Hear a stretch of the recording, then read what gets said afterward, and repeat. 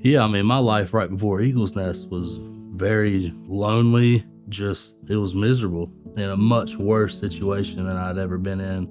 And I was alone, I was isolated. I knew what to do, but I just was so prideful and so engulfed in my own misery that I wouldn't do anything about it. And then before you know it, I had the police and investigators knocking on my apartment door, and I found myself in jail again, having to call my dad again. I got into drugs at the age of 11, started smoking weed and drinking and stuff like that. I would say I got into it for acceptance.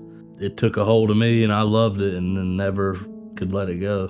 Why I chose to come to Eagles Nest, my older brother Skinner was here. From the time that I started driving up that hill, I had a peace come on me that I hadn't felt in a very long time, and I knew that the battle was over. When I stepped in the doors, I felt love and I was comforted and I wasn't scared. I just knew it was where I was supposed to be. Inner healing was a great class for me where I really changed as I was doing my last forgiveness letter. It was to my dad.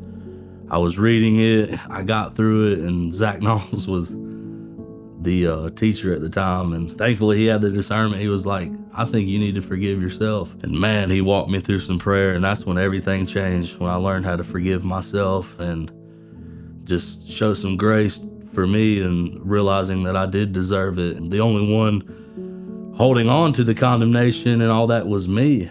And when I learned how to let that go, there was just a peace and a freedom that I hadn't experienced. And that was like my introduction to grace, and that's where really everything changed. Now I'm overwhelmed with, I just can't believe it some days. It's still hard to fathom that I'm in a position that I'm in and I'm trusted to do the things that I am, considering my past and all the things that I've done.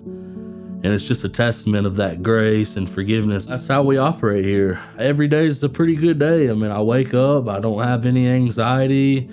There's peace. I get to help my son get ready for, daycare or just play with him. I get to take care of my family and provide. I've almost been here 6 years and I never could have fathomed at the beginning of this journey that I would be able to do the things that I do now and be in the position that I'm in. And then the cool thing is that it keeps going though. It never stops. The Lord has never stopped showing me stuff. He's always working on me. There's never an arrived attitude or place that I thought that I would get to.